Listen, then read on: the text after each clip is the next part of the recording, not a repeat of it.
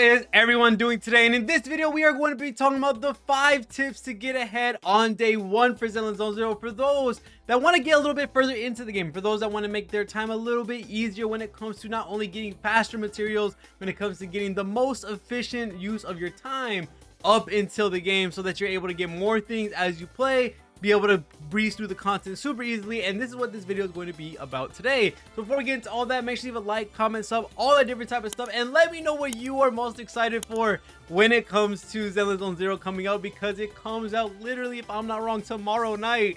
which is going to be absolutely insane. I'm super excited. It's going to be by far one of the most exciting things for us to have right now when it comes to the game coming out. It's just, I'm all over the place right now. But let's go ahead and start with the first tip, which is going to be go ahead and unlock your dailies, because that is a big source of XP, especially when it comes to every gacha game that's come out in recent time. When it comes to Genshin, when it comes to also looking at Honkai Star Rail, same with Wuthering Waves, having your dailies unlocked on day 1 or night 1, you're able to get a double daily, I guess you could say, where you have the dailies of the first day or at night, and then right when a couple hours roll out and the reset happens again, you get your next set of dailies, which is going to be a big boost in XP for you, which is a very, very nice thing to have. And not only that, there's also other resources and also film that you use to summon on characters that will be available from this as well. So make sure to go ahead and get your dailies out of the way when it comes to unlocking them after you get a certain portion of the story done, and getting those dailies done first, because that's going to be a massive boost of XP,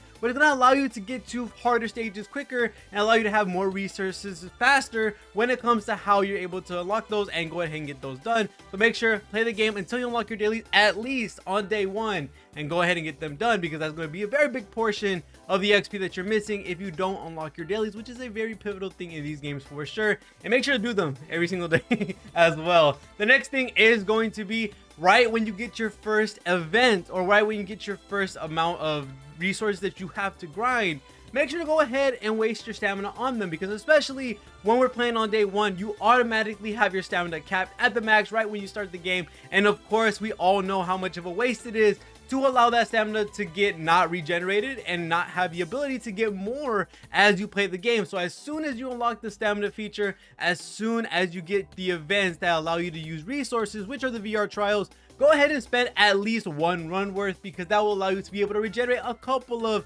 the batteries. That way you're able to do more things as time goes by. You don't want to have it capped. You don't ever want to have it capped. And that's a big thing that you want to remember, because right now, and I'm pretty sure this will be changed later down in the line, just because it's been added to HSR, it's being added, and if I'm not wrong, Wuthering Waves as well, where the reserve stamina is going to be a portion where the stamina that you would have regenerated is going to go into that pool at a reduced rate. I'm pretty sure we're going to get something like this in Zenless as a part of the culture of what they want to appropriate with this, which is allowing the players to actually have a break, or allowing the players to be able to take their hands off the game and come back. So you really want to make sure until they add that feature that you're always using your stamina and you don't ever let it cap. So as soon as you get that first resource stage, go ahead and grind that out at least once, or maybe even twice, when it comes to getting either talent materials, XP materials, or weapon materials, and then going ahead and getting that done. That way you have some stamina regenerating as you play, and if you feel like you're getting off for the day, go ahead and spend the rest as well, because that's a big portion, not only resources you're going to get,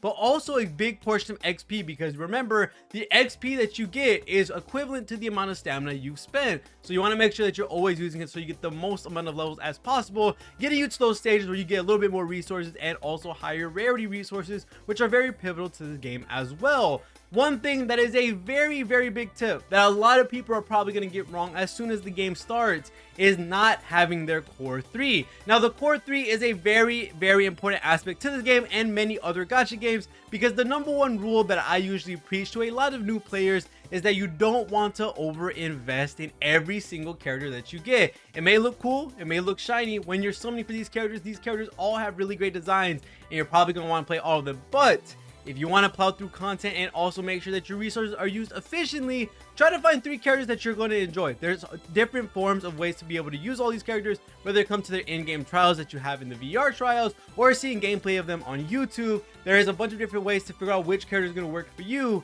and you want to make sure you have your team of 3. That way you're able to use them in almost every piece of content. That way you can get a little bit farther as the game progresses, and you don't want to over invest in every single buddy in your lineup, because when the time comes and you hit that I guess you say world level increase, where every character starts taking a fat ton of resources in order to be able to level them up, you're gonna be in that spot where you have a lot of characters leveled up, but no one can be put in that option to be able to be thrown into the highest tier or highest level that you could possibly get a character, because now you have no resources and you're not able to level them up. You have no money, you're not able to get the, I guess you could say, required amount of money to be able to level these characters up, even if you do have the X resources. So make sure, find 3 characters that you really like and invest in them on day 1, and use these characters until you get to a comfortable amount of stages done. Then start going into your second team, which is your extra core of 3 that you're going to be using for a majority of the end game content, where it requires 2 different teams. So make sure, find your 3 favorite characters, make a team with them, and then boom, you go ahead and start leveling those characters up and use them to plow through the content that we have currently available in the game. The next thing is going to be a very big step when it comes to making sure that your character is in line with the enemies that are going to be going against, which is to make sure to level up your weapons and the characters as well. Whenever you get a brand new world level, whenever you get a brand new ascension portion of the character, make sure to level them up to the max level as possibly can be, because the less levels you are compared to the enemy means that you're going to be doing a lot less damage. You're going to be doing a lot less in regards to taking in that damage, because you will be getting hit for an extra amount for being lower level than them. And this can happen very easily if you neglect not only your weapon, which a lot of people usually do, and also not pay attention to leveling up your characters as well. This goes back into what I said about leveling your core 3 or not over investing in everybody, because if you have everybody leveled up, you're not going to be able to hyper invest in the characters that you're actually using for your core 3, and this is going to allow you to fall below in the level that you probably need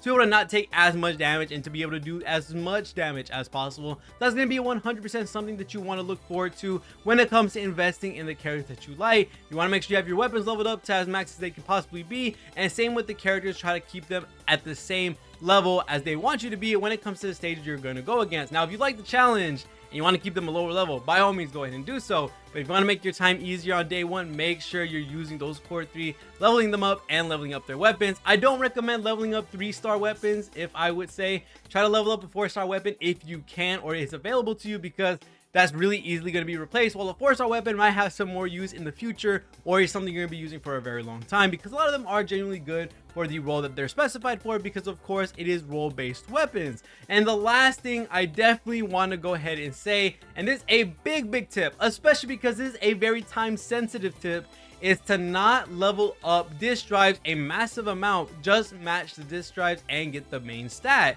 And what I say with this is disk drives is our relic system that we have in here to get main stats and substats, and leveling these 4 stars, these 3 stars up at the very start of the game is going to be a lot of long-term investment lost when it comes to the amount of resources you're probably going to use in the future when you get your 5-star relics and you get your 5-star disk drives, which are going to be very important in the future. Of course, this is the foundation of the power for the character when it comes to the builds that they're going to be using. And going ahead and wasting a lot of the XP on the 4 stars and 3 stars, something that you will outgrow as time goes by, is going to take a toll on the resources you have available to you when you do get to that 5-star limit. And of course, when I get to that point in the game, I will be reporting everything that you possibly need to know, so make sure to leave a sub and all that different type of stuff. But all you have to do when it comes to using the disk drives, using the relics, is match the main stat or use the builds that are going to allow your character to do a little bit more and give those stats to that character. Get the same set and allow them to have the 4-piece or 2-piece that's going to help them out in game as well.